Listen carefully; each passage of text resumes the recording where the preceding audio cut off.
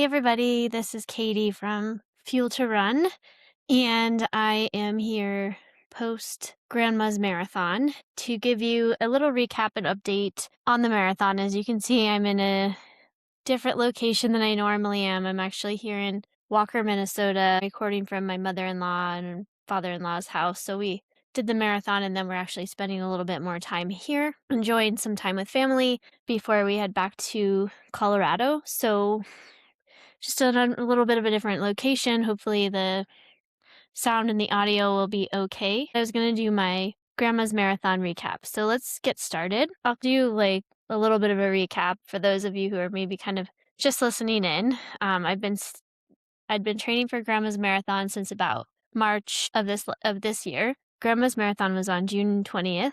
So the goal heading in when I started training back in March was to get like a marathon time of about 2:55 to about 2:58, which would have been a PR for me.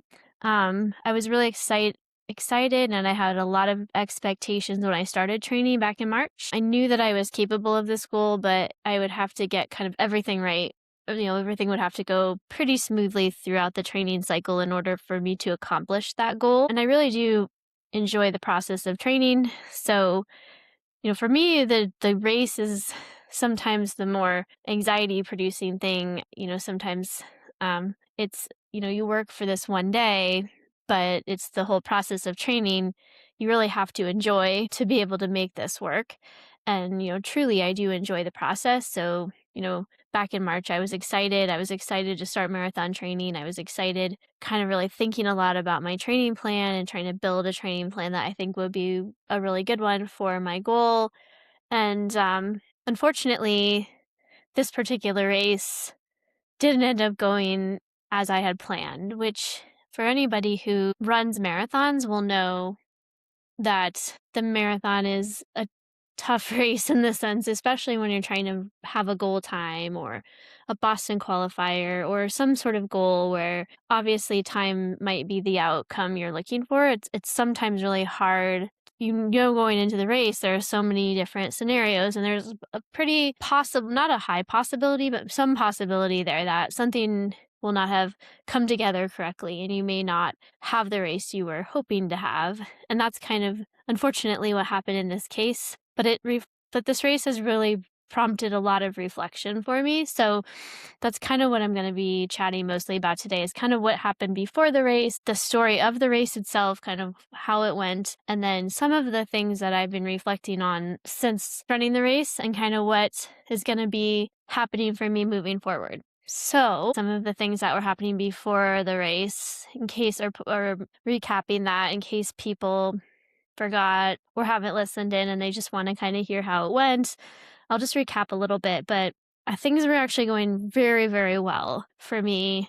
I was feeling super great, like super fit, like having some really good workouts up until probably about April 22nd, 21st, 22nd, around there is when I had I got really sick with the flu. So you can go back to that setback episode if you want like the full details on what happened, but essentially it just got me really bad. And I've had illnesses in the past when marathon training that maybe took me out for a couple days, or I had to reduce my training for like a week, or, take a few days off, have a reduced training for a week. But this one took me out. I don't think I really was able to solidly train for like 10 days. I had one day I tried to run and it went terribly, kind of made my illness worse. And so there was probably about 10 days I really wasn't able to run, or it was at least 7 or 8, and then a couple of really easy days. So really almost 2 full weeks of hardly any training.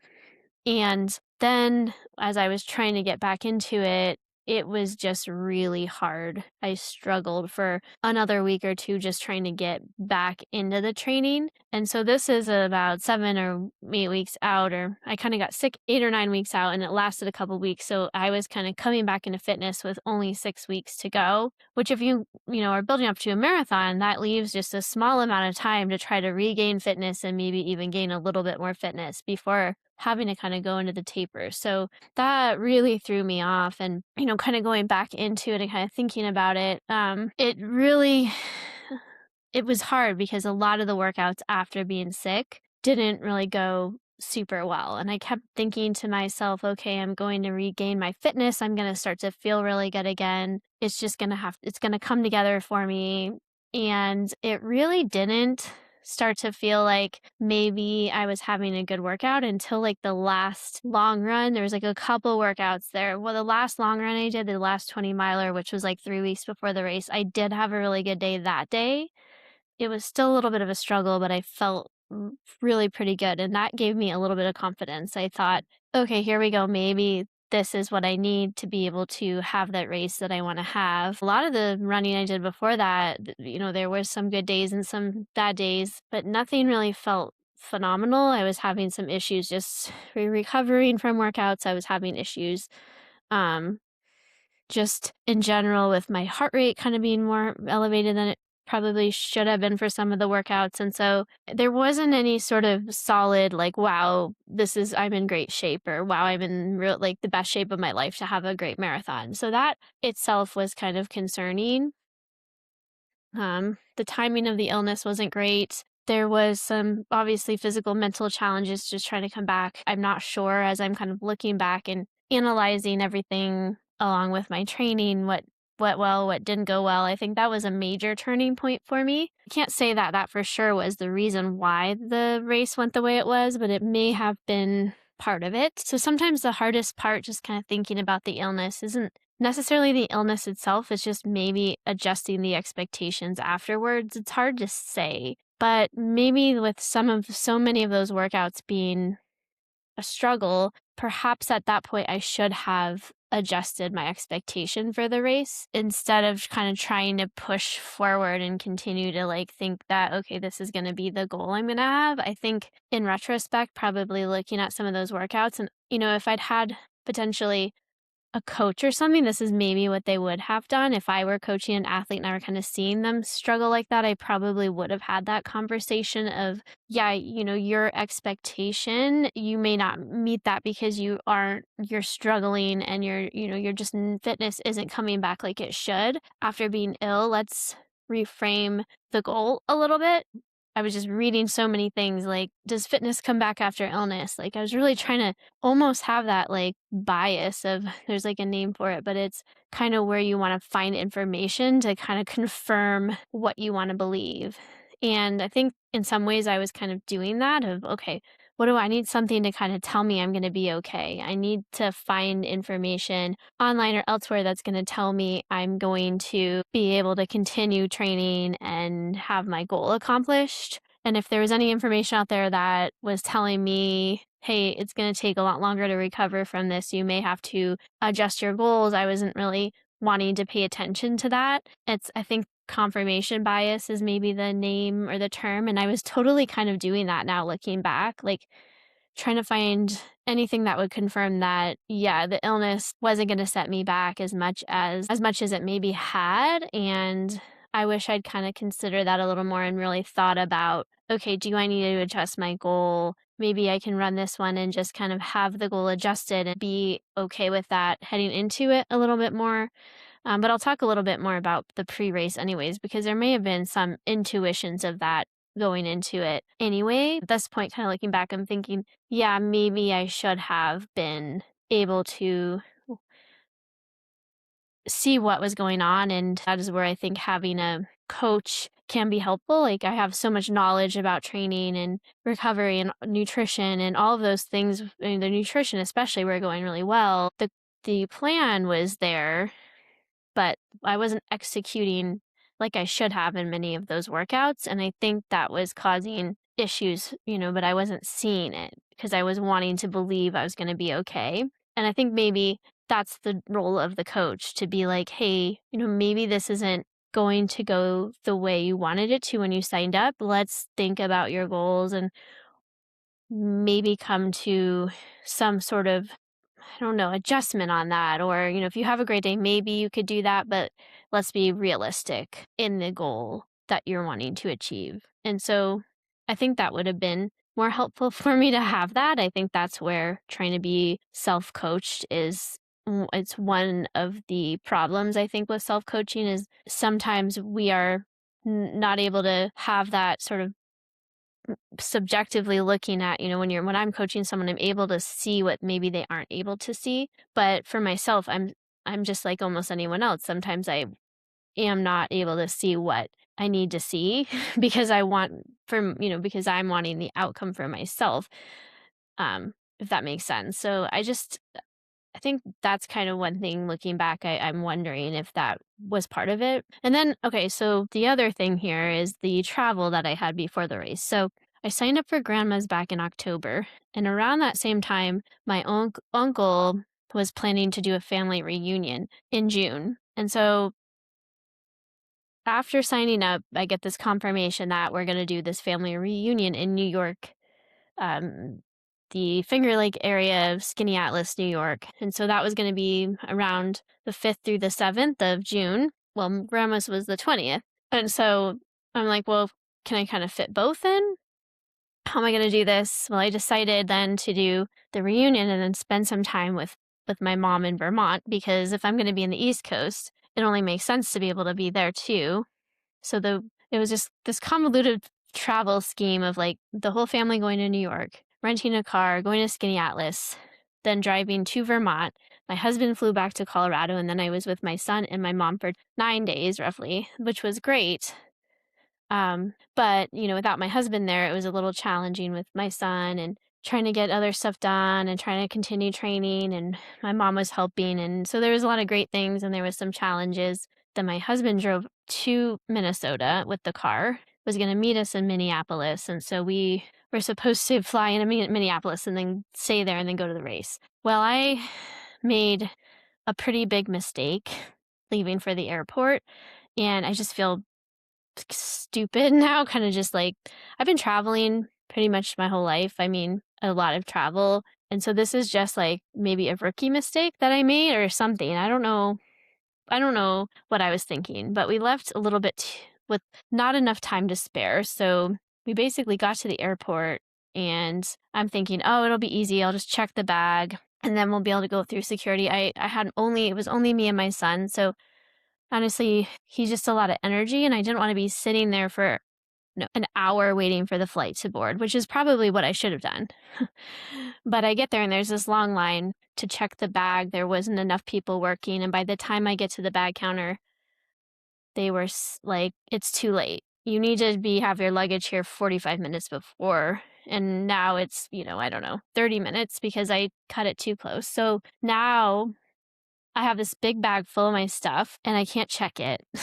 So I'm freaking out. I mean, this was extremely stressful. And like I said, like a complete rookie mistake. I should have gotten there plenty of time, not been stressed. Yes, I would have had to sit there with my son, running around and being crazy, waiting for the airplane. But that would have been far less stressful than what I had to do. So I had to call my mom. She had to drive all the way back because she dropped us off. Luckily, she doesn't live terribly far, but it's like 25 minutes. So she has to drive all the way back. Meantime, I'm shoving everything I can figure out for the race and things I think that we're going to need into our carry-on backpacks. And so she comes, I'm stressing, I'm shoving things in. I hand her the bag with all the other stuff in it. And I grab my son and we go through the airport security. And I'm like, we're late. Like, it's already going to be done boarding. But luckily, the flight was delayed. We had like a guardian angel looking out for us. So we running through the airport. I was so stressed. I went to the wrong gate and then had to run across and go to the other gate because they had changed it. And it was so stressful. We were one of the last people to board the flight. But we got on the flight. And so, the stress level, looking back at my Garmin, was like 100. Very rarely does my stress level ever go to like 100 on the little chart. It was so high during that time. I was so stressed. And then we get on the flight and I'm like looking through my bag, like, okay, what did I get? What did I miss? I luckily grabbed everything I needed for the race, but not a whole lot. And so we're on the flight. I at least made the flight with my son. We make it to Minneapolis eventually because it was a little bit of delayed. Luckily, I guess in this case, there was a little bit of a storm and some rain, heavy rain, so the flight didn't take off right away. And we get to Minneapolis, and my husband picks us up, and then we go to Target and buy a bunch of stuff. But the alternative would have been that we would have missed the flight, and I would have had to pay $500 a ticket for first class tickets was all they had for the next flight, which it would have been later that day or the next day. I mean, that itself would have probably I would have probably had to change my race plans anyways because it would have been so stressful, and then I would have been out so much money. And so, I don't know what I was thinking. I will probably never make that mistake again. I mean, I've sometimes made mistakes in flying. That was a first for me, but we live and we learn. And so luckily we made it. I bought clothes and stuff for the rest of our trip. Luckily, it's all stuff I can use. It did cost me about $300 of stuff, but at least it's things we'll use, clothes and toiletries and things like that that we need. And we were able to make it to Duluth and we were able to get my packet. But unfortunately, with the stress that happened with the flying, I ended up not sleeping that well. And part of that is just I'm super hard on myself. I think fell asleep. We tried to go to sleep and I was like, okay, I'm going to take my sleeping pill, not pills, but my sleeping supplements. And I'm going to try to really do a good job to sleep, but I woke up like 2 or 3 hours after I fell asleep and I was just like my mind wouldn't shut down. And that's tends to be what happens when I get stressed. My body doesn't cope with it. I don't cope with it well mentally. Despite kind of doing everything I could to sort of calm myself down, it's just my mind wasn't shutting down. So I slept not very good at all. And I'm like, this is the most important night. This is what happened to me last time. I didn't sleep well. But I was trying not to let it stress me out. I'm like, I'll sleep while we're driving to Duluth, or I'll rest, and I'll rest when I can because we had to drive to Duluth to get the packet, and then we actually stayed. So the race starts in Two Harbors. We stayed about an hour up the road at Lutzen, which is like a ski area. It was very nice. It was the only place originally we were supposed to camp, and then my mother-in-law got this Airbnb, and I'm like, well, I'd rather stay in a bed than in a tent, in a rooftop tent. So decided to stay there and just drive to Two Harbors to the race start. We went there to the Duluth and went there, had dinner. Again, it's just hard, waking up at 4:30. The mind is going now because I'm anxious about the race. So didn't sleep great. Wasn't as bad as the night before the Vermont City Marathon where I only got 2 hours. But now I'm thinking like 6 hours and 5 hours isn't great. 2 poor nights of sleep. So that's probably not helping.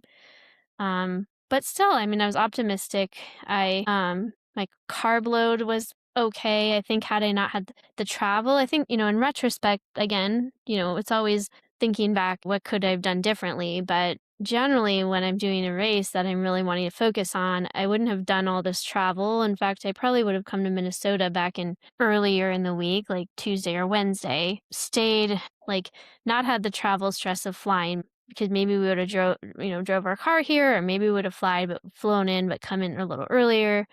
And maybe we would have had a few more days like in Walker with family and then gone to the race. So it would have been a little more relaxed. But just with everything else that we'd planned, that's just not the way it worked out. So, I had 2 weeks also ahead of time with being at sea level. So it's possible I lost some of my fitness for altitude, even though I tried to do the heat training. Who knows? Was that helpful? I don't know.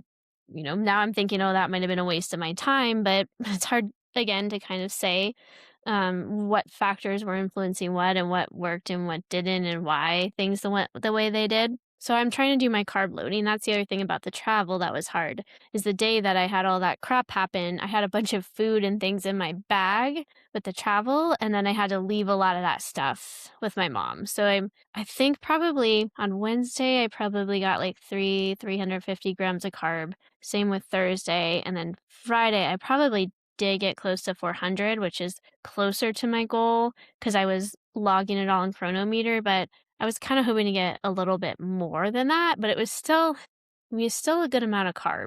Could it have gone better? Could I have been a little bit more diligent about the carbs? I don't, yes, probably. I was definitely trying to hydrate. Could hydration have been a factor? Maybe. But I definitely was trying. I think like with the travel stress, I didn't hydrate well on Thursday. And so that could have. I tried really hard to hydrate on Friday, but who knows? It could have influenced it.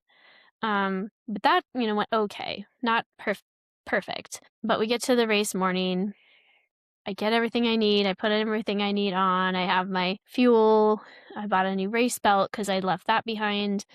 I got all my fuel in there. I, have everything ready. We get there on time. Um, trying to go to the bathroom. That was the other thing, is there's just never enough porta potties ever. And so I go to the bathroom. I get there and then I like, okay, 30 minutes before I try to do a little jogging just to kind of warm up my body real slow, stretching. Like, okay, I got to go to the bathroom again. Well, the lines are really long at this point, and I couldn't make it to the porta potty by the time the race started. So I had to make this decision to leave the porta potty line. Well, by the time I tried to get in my corral, it was like packed to the brim with people. So I wasn't even able to really get with the time I wanted to be. So that obviously didn't go like it should have. Again, I just feel like never are there enough porta potties. I think the only race I've ever had that really good was at New York City, where they had that down really well. But I've never been to a race, especially some of those bigger ones where it's like slightly bigger. Like Vermont City was an issue. This race was an issue with porta potties, just not enough. They really need to try to have more if they can. I mean, it never hurts to have more. But anyway, so I'm rushing to get to the start. I'm like, okay, well, I'll make up time, once I get there. So, but I feel pretty good. I feel fairly calm, kind of ready to race.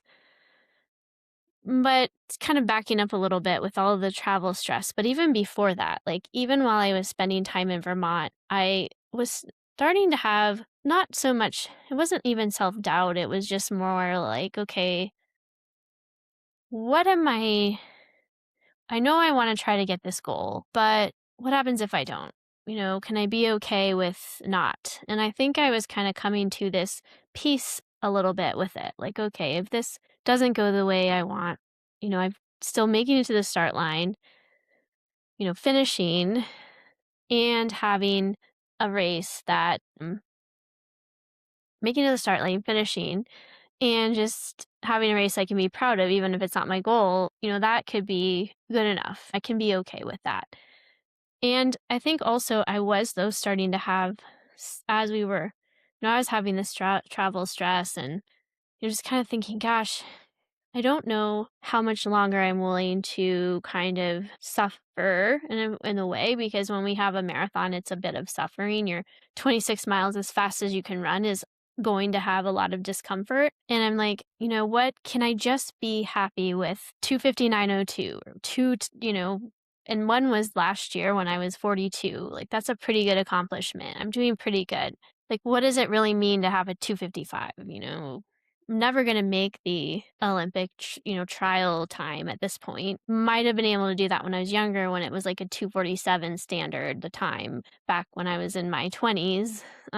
But now they've moved it. It's so hard to do, to get that time. I'm just not going to be able to accomplish that. Like, what is it that, is so important to get this particular time?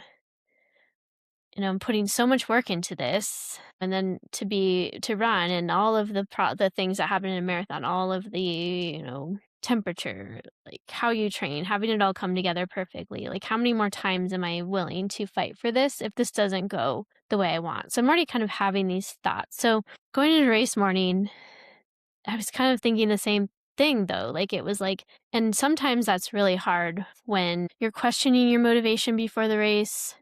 You're starting to think about why you're chasing a goal, like thinking about how much the discomfort you're willing to, of the discomfort you're willing to endure. It's really hard sometimes to differentiate between, is this kind of like intuitive, like, okay, is this some sort of like my mind and my body are trying to tell me something, I need to listen? Or is this just fear and self-doubt and that sort of succumbing to, well, I could just take it easier and then it wouldn't hurt so bad, because that's happened to me. I've had those thoughts before as well, where I'm like, okay, I could just take it easy. I don't have to run this hard. I could just go out and enjoy myself.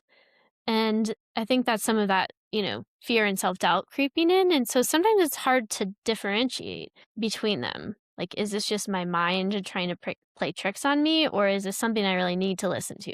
And this time I was kind of thinking, well, I just feel a little different about this than I have in the past. But what is what is wisdom versus fear? Like, It's common, like I said, to have these thoughts. It's just the body's way of sometimes protecting us from what we know is going to happen.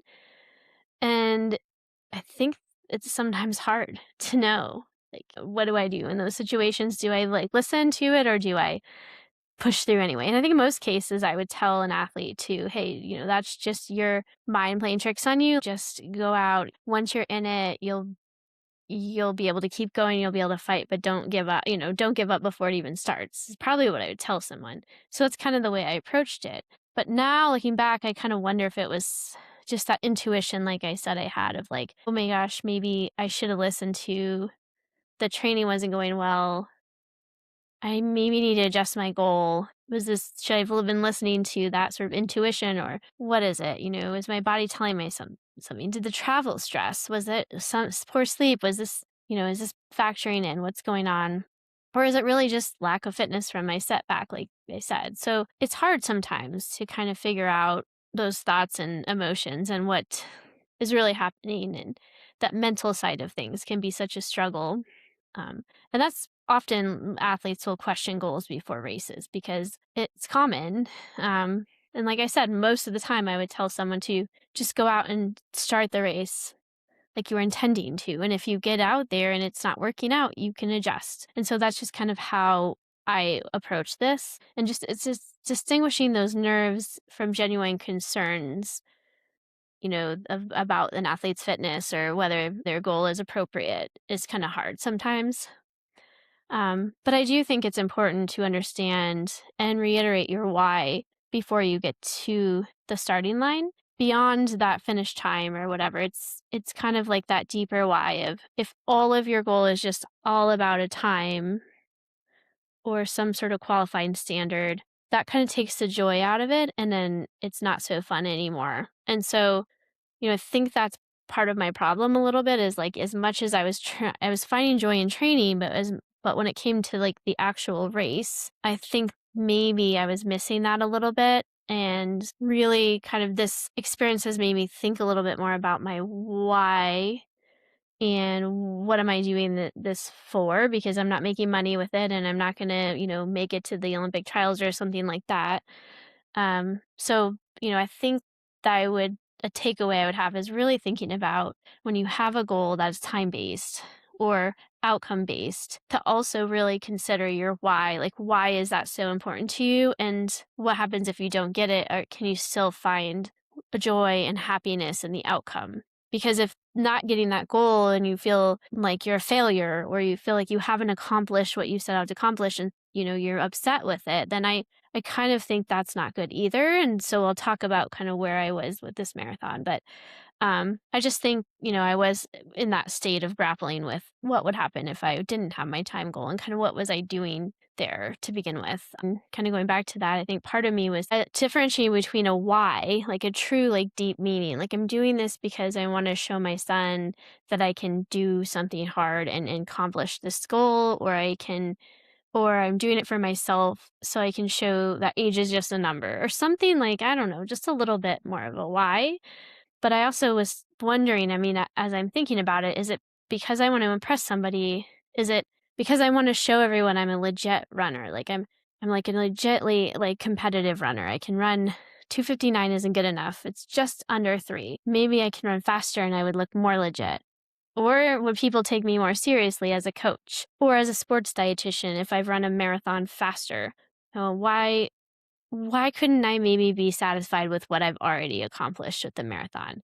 What if I'm never able to get that goal? Could I be satisfied with what I've already achieved? And so those are all things I think I've been thinking about before the race, and kind of more so like in this process after the race and kind of while I was running in some cases.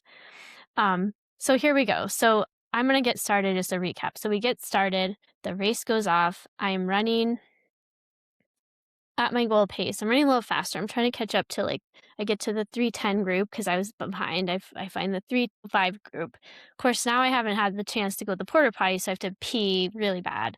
So I finally get maybe 3 or 4 or 5 miles in. I'm like, I have to pee. Like, I need to stop and just pee really quick, because otherwise I'm gonna pee my pants and I've got so many more miles to go. It's gonna be very uncomfortable. Again, wishing I had a chance to go to the bathroom, but I jumped in. There was a couple porta potties just right along the side. Luckily, they weren't being used, so I jump in one, pee. I mean, maybe it took me 20 seconds. I just really went fast, jumped out, started running, adjusting myself, kind of got back to the 3:05 group, and then kind of ran up to the 3-hour group. And so I was with the 3-hour group, and I'm just kind of like, you know what? I don't know. This is mile 5, 6, maybe. I'm kind of with this 3-hour group. I'm trying to stop taking it at the aid stations and slow down and take in as many fluids as I could. Ice. Just it's a cool day, so it was a beautiful day, but I knew like hydration was going to be important. So I would slow down a little bit, take in stuff, catch up to the 3-hour group, but I could never felt really good or confident to go faster than that.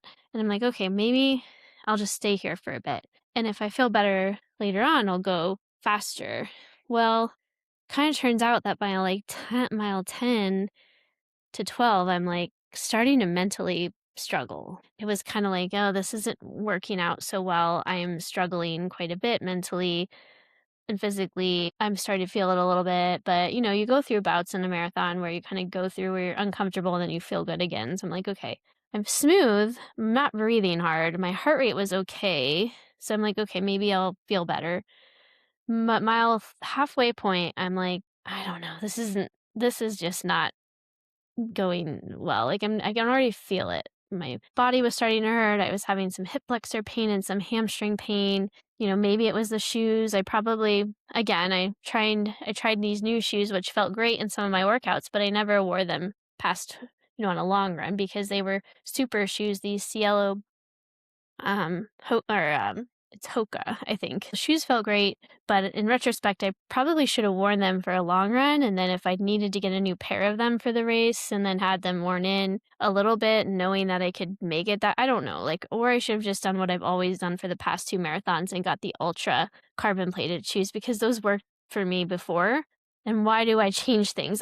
Sometimes even when we change things and we wear them a bit before the race, it's hard to always know what's going to happen in a 26-mile race. So I'm already starting to experience a little discomfort. I'm mentally struggling a little bit. At mile 14, I see my husband and he's cheering for me and I'm run over and I'm like, just really quick, I'm like, I'm struggling a little bit. We're going to see what I can do, but I'm not sure. I might just have to take it down a notch and kind of see if I can recover a little bit because I'm struggling. And so, I was starting to acknowledge that maybe things weren't going as smoothly, things weren't feeling as good as they should have that early in the race. And it was starting to hurt already and struggling mentally, which isn't good. But I tried really hard to hang on. Because like I said, like things can change quickly and you can start to feel good and you go through ups and downs through a marathon. It's common. But my miles in 16 to 18, I started to realize that, I was slipping behind the 3-hour pace group. I began to realize that my goal was slipping away. I was trying to salvage the race a little bit, thinking, okay, maybe I can hang on under 3:10. I was running a 7 to 7:30 pace, slowing down. And I was looking at my watch and I'm like, man, my heart rate is not recovering very well. So it's staying. So through the first 13 miles, it was probably 165 to 170. As I slowed down, it wasn't going below 165. It was like 163 to 167. And I'm thinking, at that pace, it should be slowing down. It should be coming down a little bit more. It's not really recovering very well and I'm starting to slow. And so I'm like, okay, it's not a good sign. Again, it was at fitness. I have this Hashimoto's autoimmune disease. I'm like worrying about my heart rate. When I first was diagnosed, the reason I was diagnosed is because I actually had symptoms of hyperthyroid, which came with high heart rate. So I'm thinking, oh gosh, I'm worried about my heart rate. So I'm knowing at this point, if my heart rate's not recovering at this slower pace, it's not going to recover very well. This might be where I'm at. So I'm at this 7:30 pace for a while. My heart rate's still elevated. The marathon is a great way of exposing weaknesses. Like you can power your way through maybe like a 10K or half marathon, but marathons really expose weaknesses. And I think there was probably some fitness limitations that were becoming apparent at this point with the illness I had or whatnot, or other things. Like maybe I didn't taper correctly. Maybe I pushed too hard after the illness and I shouldn't have pushed so hard to get my mileage back up. Again, that instead of adjusting my goals, I was just so hell bent on this time goal that I didn't sort of listen to my body as much as I should have. And I was taking longer to recover. I should have probably been like, okay, at this point, I need to change my goal. But again, that's all said in retrospect. There's probably something that was being exposed there in terms of my fitness, and the body just tells the truth. Whatever didn't go well or whatever things didn't come together by that point in the race, usually between mile 18 and 20, that's going to be very apparent. And that's kind of what happened to me. With the marathon, there's just no way at that point you can compensate for fitness or durability or all of those things that you need to get through 26, as fast as you can. Something's going to slow you down. Something's going to expose your weaknesses, or your weaknesses are going to be exposed. So by the time I got to mile 20, I'm a hurting unit. And this is where the battle kind of begins. It's like that. And this is typical. This is always where the battle begins for the marathon. But for me in this race, it wasn't so much about hanging on to, like in past races, like hanging on to dear life as fast as I can go to that pace of like, okay, I've got to hit this pace to get my goal and I got to stay on this pace. It was like, I knew the pace, I knew the original goal was out the window. Now it was a battle to just finish the race. And I am not doing good at this point. Like I'm hurting and I'm trying to maintain like at least under 8-minute mile as best I can. At the aid stations, I'm slowing way down to get as much fluids as I can. I'm just kind of trying to survive. And there was at least a couple points where I see this like medical aid station or medical tent drop out. And I'm thinking, seriously, like this doesn't usually happen, but I'm seriously like going through my mind, what would happen if I drop out? People probably wouldn't blame me. It happens sometimes, those types of thoughts. And I'm like, no, because if I don't finish, I don't get the finisher's medal and I don't get the t-shirt and then I came all this way for nothing. Unless I'm like dying or something really bad, something really bad is happening, like I'm going to have an injury that's going to cost me months to recover from or some sort of medical emergency. I'm going to finish this thing. And so it just became, each mile was like it was like sort of that saying, like the mile you're in, I felt like each mile was forever.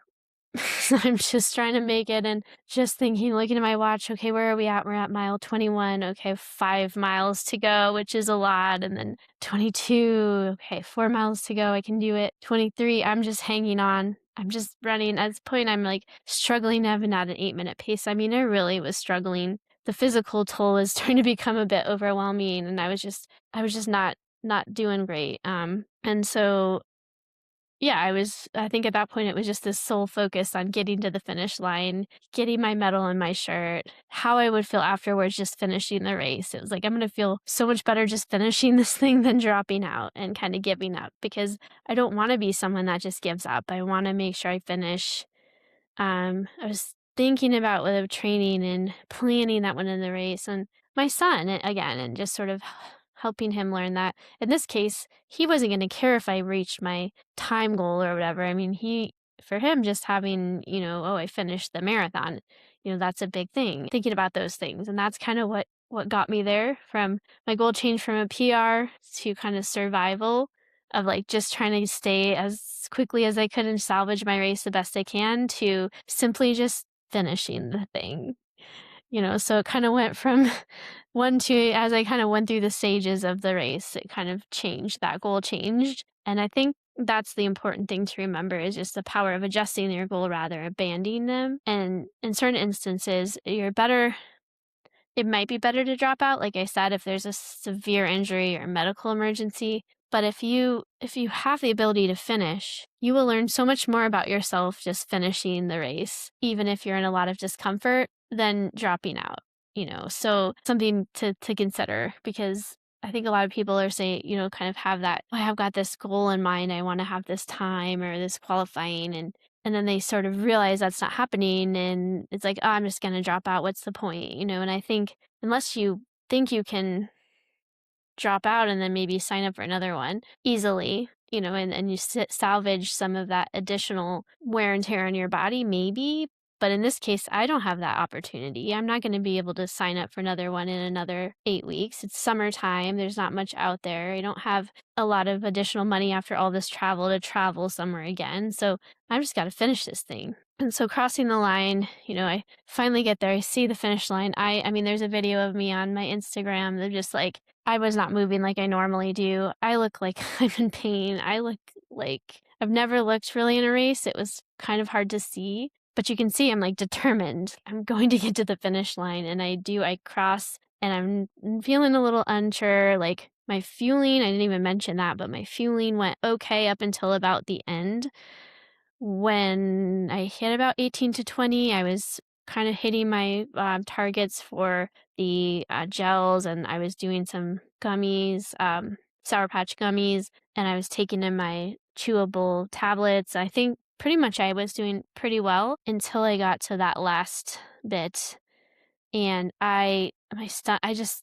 some stuff wasn't going on. It just wasn't right. There's something kind of happening with my body and the heart rate being, it was just survival. And I was trying to take in a gel if I could. And the whole fueling plan kind of went out the window a little bit at that point.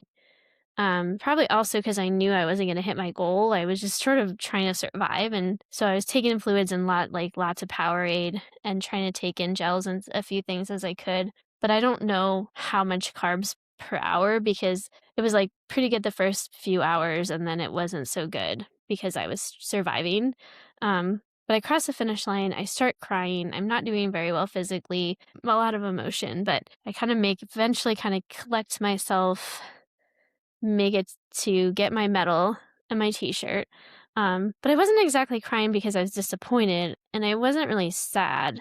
I think I was just relieved, and I was like proud I finished. It was like, I did this. That was really hard. Like, this was hard. And I finished, and I was relieved it was done. And I just didn't have anything left. I was seriously done. I don't know if I could have kept going much past that point, to be honest. So what did I learn from that? I think success doesn't always look like a PR. Sometimes success is refusing to quit when the going gets tough, and learning to reframe kind of your thoughts about things. So when I finished a race, actually today, or like, recently, I kind of looked at what I'd accomplished so far, but also like this race itself, because it wasn't as though my time was bad, and there's still a lot of good things, so I think my time was 3:13:58 or something like that, which is my worst marathon time was a 3:24, which was the when I'd overtrained for the California International Marathon in that race. I know why it didn't go well. And I don't think it was overtraining for this one that necessarily got me, but I suppose it could have. Just all those same signs of overtraining that happened before that race didn't happen before this race. I was actually feeling quite good. So I don't think it was that, but it was definitely not my best time, but it was a pretty good time. My first marathon was like a 3:10, my first ever marathon. So I'm like, I've kind of been in this 2:29 to 3:24, like in that range. So I guess I have a lot of staying power in that sort of marathon time range, but for some reason I'm struggling to get faster than that. And so, maybe that's just where I'm going to be and where I'm supposed to be, especially at 43. But I was looking back, and I said I qualified for Boston, and so this will be my 11th time qualifying.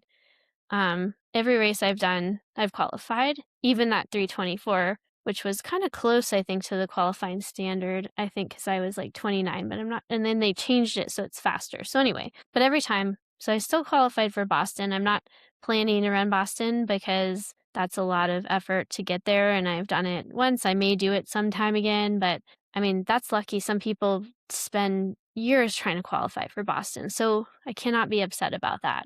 I placed 958th out of 9,602, which puts me about top 10% of everybody in the race. And I was 17th out of 537 in my age group. So although I would have liked to have been better than that one, I think I would have been capable of being like top 10 in my age group, at least with my school time, I think that's pretty dang good. I'm not going to complain. It helps to keep things in perspective like that. Like, it wasn't as though I totally miserably failed. I did really well. And yes, the time slowed significantly. That does show some weaknesses, but I was able to hang in there and tough it out. And I might have walked a little through some of the aid stations, and there was one hill that I had to kind of power walk up a little bit because I was hurting so bad, but didn't walk very much. I ran most of the whole thing at the end. Like, there's a lot to be proud of there. So what did this has kind of taught me is, like, perfect races are fun, but they feel good and they're great. But perfect races happen not every time. There's lots of times we struggle and have bad races. And so the difficult races reveal sometimes our character and weaknesses. And that can be kind of hard to face. Like, yeah, I didn't get it right. Something didn't go right in my training or the lead up. I didn't get something right. And maybe I wasn't actually adjusting my goals like I should have post setback, whatever it was. But that was revealed to me. But there's a lot of value in struggling. We grow through adversity, we build resilience, we learn about ourselves and what we're capable of when these things happen. When we have that great race and you feel great for the whole thing and you struggle a little bit through some discomfort, but it all comes together in the end. Those races are great, but they don't always teach us things. It's really those races that we struggle at, I think, that teach us the most. And, I think that's powerful. Even if it's a hard thing to have to deal with. So, I think I learned something about myself and what I'm capable of when I'm really struggling. And I think it's something I'll take with me in the future as I do other races and continue to train and perform at some level. But yeah, I'm kind of moving on. I think, talking now about what's kind of next, I can't say at this point, I don't think I'm going to do what I have been doing. I had success at the New York City Marathon coming back after not training for a while. Tucson was a little bit of a letdown because I had that GI bug. I did really well in Vermont. I kind of was using that same sort of template of trying to do higher volume, like typical marathon training for this race, and it didn't go well. And maybe that's because of the training, maybe that's because of setbacks, who knows, but going into the next one, if I do another one, it's not going to be the same. First of all, I'm going to do it a little bit differently, the training, more of a hybrid kind of approach of, like, more strength training, less mileage, a little bit more cross training, maybe of some sort, some sort of CrossFit style workouts occasionally, like some sort of mix up of that. So it's different and not so the mileage is going to be reduced, and trying to kind of really focus on recovery and still having some of that fatigue but balancing a little bit with other things, and kind of see where that takes me. But I'm not going to do the same high mileage, like just trying to, like, I don't know, push my body so hard as I have, because I don't know if that's necessarily working either, and it may actually be backfiring a little bit. So if I do another one, which won't be anytime soon, I'm going to approach it very differently and just go into it with curiosity to see what might happen if I buck the norm of all of this high volume. You got to do high volume and try something just a little bit different. And I might be surprised what I'm capable of with that without totally, I don't know, just kind of being hours of training and running. Like, what would happen if I do it just a little bit differently? And, then not being really outcome oriented. Like, I might have some time goal or some sort of idea when I'm training of what I might be able to accomplish, but just really just kind of seeing what can happen when we do something differently. The other option is just kind of running, not really training very hard, and just doing them for purely fun. Just kind of, wouldn't it be nice to go into a marathon and, like, high five people as you're running by and, like, enjoying it, seeing the scenery, smiling, waving, doing all that, like, maybe even, heaven forbid, having drinking a beer, like, towards the end. I don't know, something like this, like, totally different way of approaching it. Doing one that's, like, scenic and hilly and beautiful, something different. So there's no time goal at all. You're just out there enjoying. I mean, you still maybe run it fairly quickly, but not, not quick, but just like, okay, 3:30, that's a good time. Just go out there and sort of have, like, some sort of general goal, but you're just kind of running for fun. So those are two things I'm kind of considering if I ever do one, but it won't be the same as I've done. I'm going to try something different. It's not going to be the same. And I'm kind of letting go of the time goal for now. And maybe forever, I'll just kind of be happy with what I've achieved so far. And now things will look different for me if I do another marathon. It doesn't necessarily mean I won't try for other races. In fact, my next goal is going to be really focusing on 5K training, maybe like a fast mile, high rocks. I've actually signed up for a high rocks race in Denver in November, which is totally out of my wheelhouse. I'm so excited to just do something totally different and not have any idea of time goals or anything. It's just like gonna go do it. Train for it, obviously. Try to do the best I can training for something new, but just kind of do it. See what happens. I'm just actually very excited for that because I kind of need something just to not be the same old, same old. And so the other thing I have to think about is my health conditions. I have this autoimmune disease and things like the heart rate issues I was having and just a few other things that have kind of gone on with some symptoms I'm having. It is just making me a little bit concerned. And that's why I said I'm never going to do the high volume training again for a marathon because I just cannot continue to train that way. And I'm worried that the long term health outcome or poor health outcomes, yes, I could get this time goal, but is it worth some sort of long term health problem? Another autoimmune disease, another issue, something else kind of coming up that's going to cost me even my ability to run potentially, some sort of arthritis or there's a lot of different autoimmune diseases that could totally stop me from even being able to move my body the way I want. And that scares me. Like I want to be 60, 70, 80 and still moving. And so I'm thinking a lot about the future and longevity and trying to consider what that means for me and how some of my performance goals I can still pursue something, but maybe pursuing that marathon time isn't one of those goals because of how hard that is on my body. So that's something. Obviously, I'm getting older. I'm just not going to be able to, that PR goal. I only have so many years I can actually even achieve that. And am I willing to keep trying? I'm not so sure. It's nice. 5Ks are nice. You can do them 3 weeks later, you do another one. You don't want to maybe do that all year long, but you can, if you want to, I guess, just train and then you can jump in one and even monthly, you could do one if you want, and doesn't have the same toll on your body. But marathons, you do one and you have to recover from it, and then you have to almost like start from almost scratch, really. And you can do maybe 2, 3 a year, but that takes a toll. And so, I just think it's a hard one because I may only have a handful left that I could even run. And what if I did that and continued to chase this and it just didn't work out for me? Where would I be then? Would it be worth the chase? And I'm not so sure anymore that it is. But I need a long break from the marathon either way. I won't be doing one the rest of this year. I'm not sure about next year. That's hard to determine, but it will be a while. The longest I'll probably do is maybe a half marathon at this point. So, and then the high rocks race. So that I'm excited about.